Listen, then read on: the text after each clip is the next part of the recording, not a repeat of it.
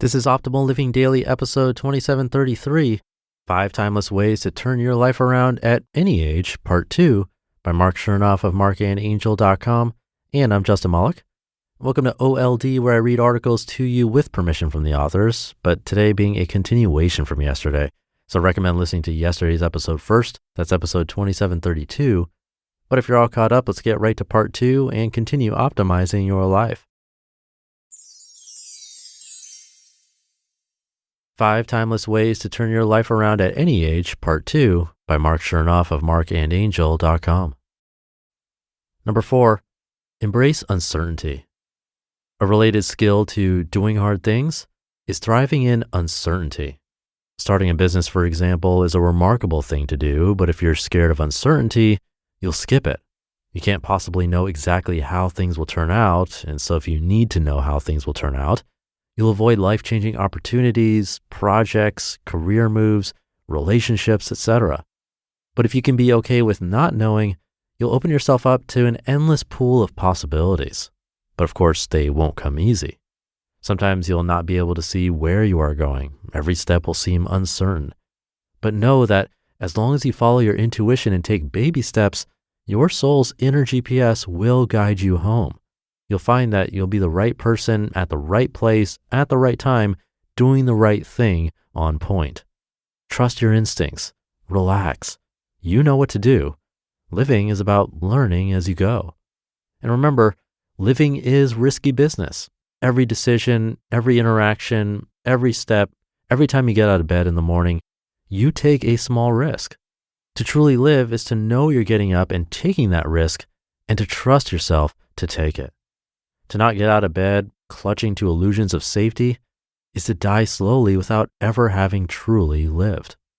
If you simply ignore your feelings and let uncertainty win, you'll never know anything for sure. And in many ways, this unknowing will be worse than finding out your hunch was wrong. Because if you were wrong, you can make adjustments and carry on with your life without ever looking back and wondering what might have been. Bottom line, when you get good at handling discomfort and uncertainty, you do all kinds of remarkable things that seem impossible now. Travel the world and live frugally while blogging about it. Write a book, start a small profitable business, relocate to a new city, learn to play a musical instrument, take a job with a startup you admire, travel to bucket list locations with your family, and much more.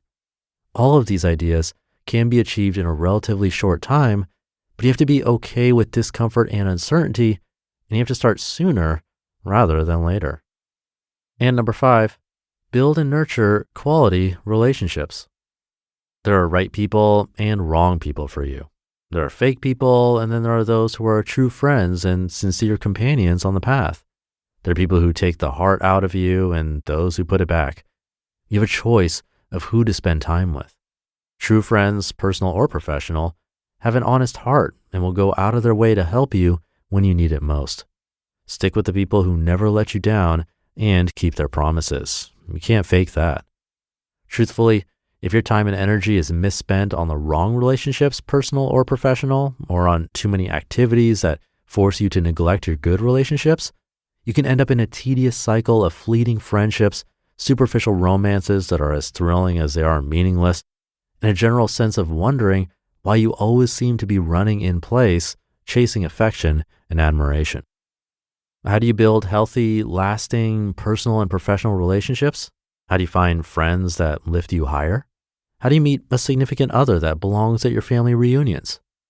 As this topic relates to professional success, talk to lots of people every day, even if it feels uncomfortable.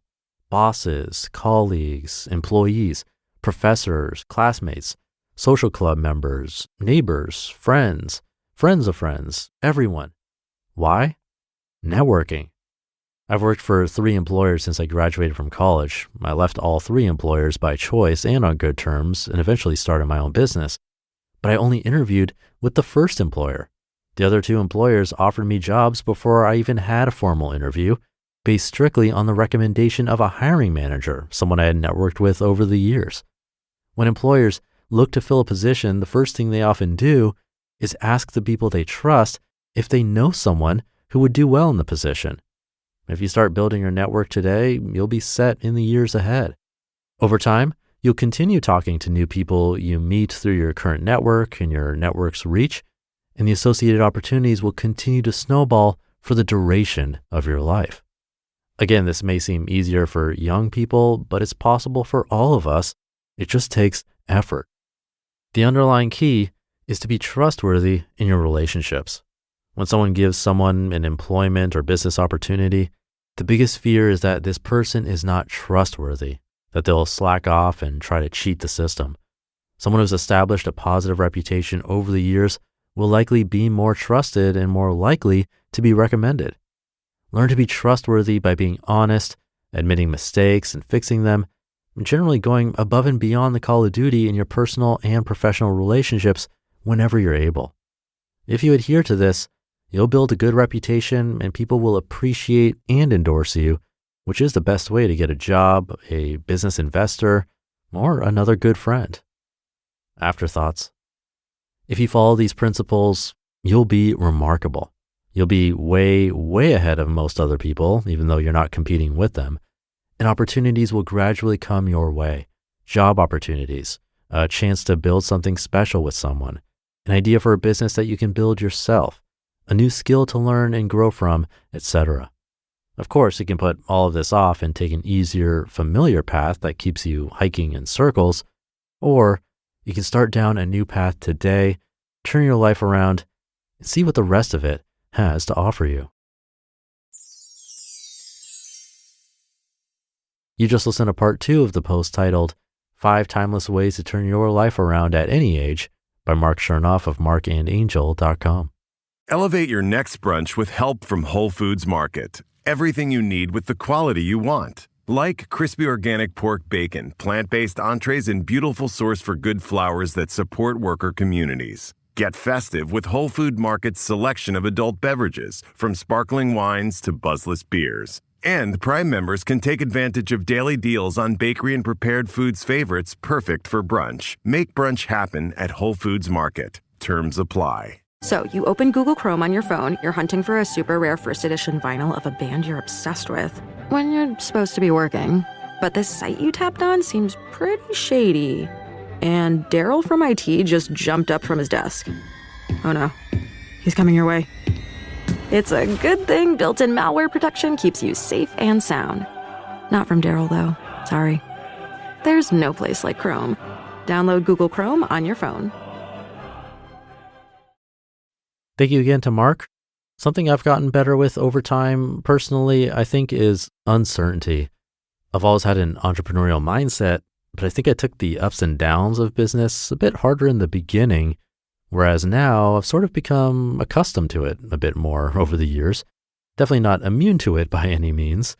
I mean, sometimes I'll see the listening of this show fall down in certain seasons, and it's scary. I wonder where you are if you stop listening to this show, if I'm doing something wrong, if my narration is getting worse, if you don't like this commentary, if the article wasn't good, so many things. But I do my best now to make adjustments that seem right and then improve where I can, whether that's the narration or quality of work in editing, picking content, even responding to emails and everything else. And like we've heard on this show before, being comfortable in that discomfort is the best case scenario, because then we can be logical, not overcome by fears and anxiety. We can be open-minded and learn, and I think have the best chance of success, all with a little change in mindset. Pretty powerful stuff, I think. So thank you again to Marc for this one. Of course, thank you for being here and sticking around until the end. If you're listening on Apple Podcasts, they do give us overall details about if people are skipping the endings or listening to them, and how far the average person listened to an episode. So it's always nice when you do listen through to the end. Makes me feel good, at least, to see that. So again, thank you for that. Have a great day, and I'll see you tomorrow where your optimal life awaits.